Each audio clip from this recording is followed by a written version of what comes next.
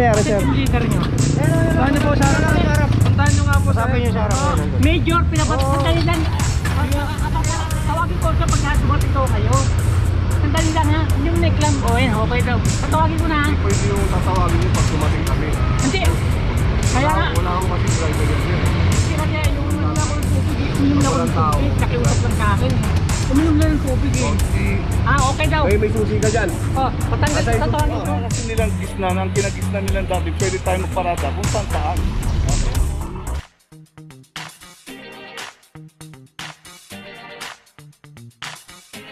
Papajo TV!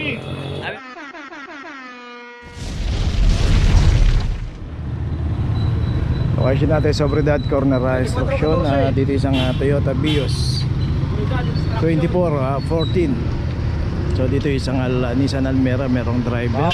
Bakal traction pa sa ulat.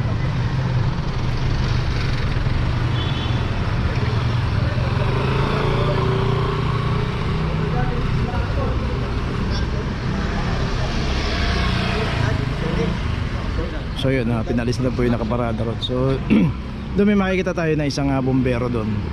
Hindi po kinaklamp yun. Baka bigla akong magkasunog para makaresponde po kagad ng mabilis. So yung BIOS ito, meron ng notice. Okay, tuloy na tayo. Okay, dito ngayon tayo sa Dapitan Corner Quintos. Dito isang Hyundai Accent. At ganun din, walang driver to, naka-obstruct sa mabuhay lane. Ito meron na rin notice, so iwasan po natin pumarada dito sa mga mabuhay lane. Dito natin iiwan yung sasakyan natin. Pag inabutan po yan, random po yung matik na yan. Location natin Loyola Street Corner, Paredes Street. At dito isang Swiss Expander. Alam number 2331 para sa Expander. Dito random po yan. Pagka po kayo, no? Dalawang magkasunod na signage doon na no parking, clamping zone, mabuhay lane. So napakaraming signages dito sa kahabaan ng Loyola Street.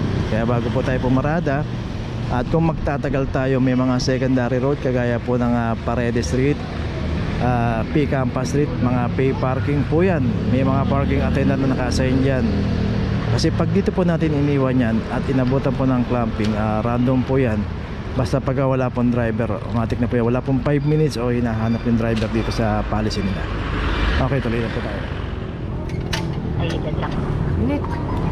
Location natin Dapitan Corner, Prudencio. Dito na may isang Montero Sport. At ito wala ring driver from number 2329. So dito random naman po yung operation. Pagka inabutan po yan at walang driver, matik na po yan. Yes, mami. Ito okay lang po. Ito siya nag-aray sa Okay, ito may notice na itong isang Montero. Tuloy na po tayo. Location natin Loyola Street Corner, Felina Extension. Dito na may isang Toyota Rush ang naklamp dito 2327. So dito rin sa kahabaan ng Loyola Street, mabuhay lane. Dito pagka inabutan po tayo, walang driver, matik na po yan. Kaya huwag po natin iiwan sa street corner. Di pala yung pagkakaparada nito. Mabuhay lane na, street corner pa.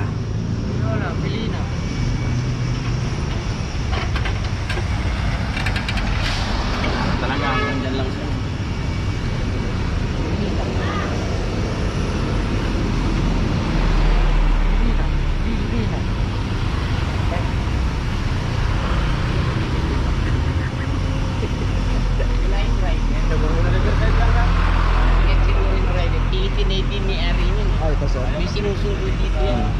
Okay, so yun nga, Philippine Navy raw yung may-ari, driver.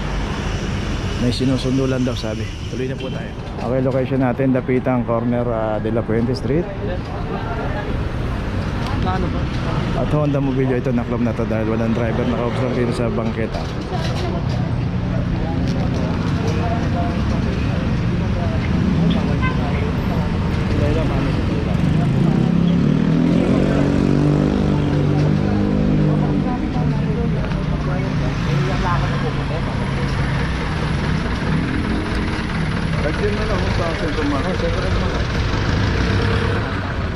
Okay, ito so ginagawa na lang ng notice dito.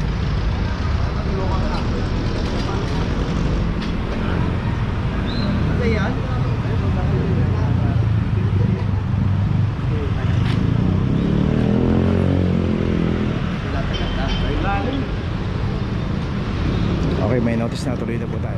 Location natin, Gonzalo Puyat, corner CP Di Guzman, dito sa Chevrolet.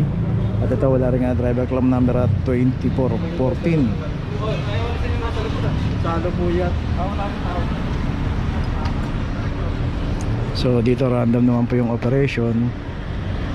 Dito po tinuturo po natin yung mga pwedeng paradahan kasi ang akala ng mga nakaklamp dahil binablog lang natin para maipakita na nag-violate sila. Pero dito ang aral po rito, pag nahuli tayo, next time wag na po natin paradahan kung saan tayo nahuli. Syempre pag nadaanan po ng clamping yan, tapos naklamp na, tapos bigla tayo dumating, hindi rin po pagbibigyan yan. So maaari po pagka naklamp tayo, andyan po paglabas po natin ng Quezon Boulevard, pay parking po yan.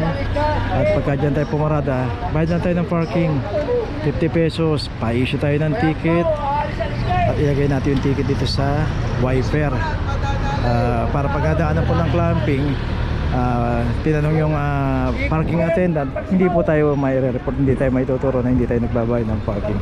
At saka doon safe tayo, although medyo lakad lang tayo ng konti, at least safe naman tayo na hindi tayo makakama. Okay, tuloy na po tayo. Location natin P. Margal Corner, Josefina Street. Dito na may isang Honda BRB. Ang naklab dito to Land Driver. In between to ng Josefina Street at Blooming Street. 23-21. Dito naman po random naman po yung operation kasi sino po yung aabutan dito at walang driver at naka-obstruct sa Mabuhay Lane. Matik na po yan. Hindi sa policy po ng clamping, hindi po hinahanap yung driver o wala pong 5 minutes na inaantay. Ulitin po natin ang 5 minutes po doon po sa national yun, sa MMDA, yung may towing.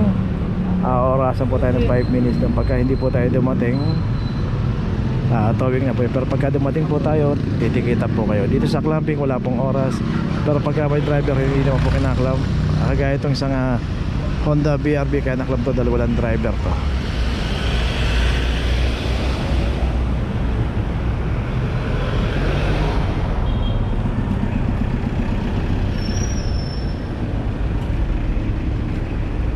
Okay, may notice na itong isang Honda BRB. Okay, tuloy na po tayo. Leader po sa team leader niyo po sa video. Sige na ha. Si Mayari sir. Yung leader nyo. Puntahan niyo po sa harap. Puntahan niyo nga po sa Sabi niyo sa harap. Major, sandali lang. Kapaparada lang. Kausapin niyo yung team leader. Okay, si Ami sandali lang. Ami sandali lang. Okay, major daw ang may-ari itong Toyota Hilux 2413. Sandali lang daw. Tawagin ko siya pag dumating daw kayo. Sandali lang ha. Yung neklam. Okay daw. Tatawagin ko na ha. Pwede yung tatawagin niyo pag tumating kami. Hindi. Kaya nga. Wala akong kasi driver yan sir. Hindi kasi yung sabi niya pagka tawagin ko na agad. Hindi tayo uminom na ako ng tubig. Nakiusap lang sa akin eh. Uminom lang ng tubig eh. Okay daw. May susi ka dyan. Patanggal. Tatawagin ko. Tatawagin ko na. Wala nang susi. Wala nang susi. Okay, so si Kuya talagang willing talaga siyang tawagin si Major, pero yun nga, hindi naman siya yung driver, saka wala siyang susi. Ayun. Okay, tuloy na po tayo. Okay, nandito na ngayon tayo sa opisina ng clamping, sa impounding dito sa Central.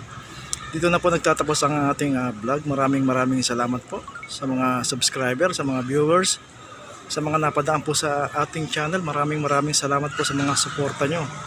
Sa mga hindi pa po nakakapag-subscribe, subscribe na po tayo mga kabayan. Maraming salamat po. Mabuhay!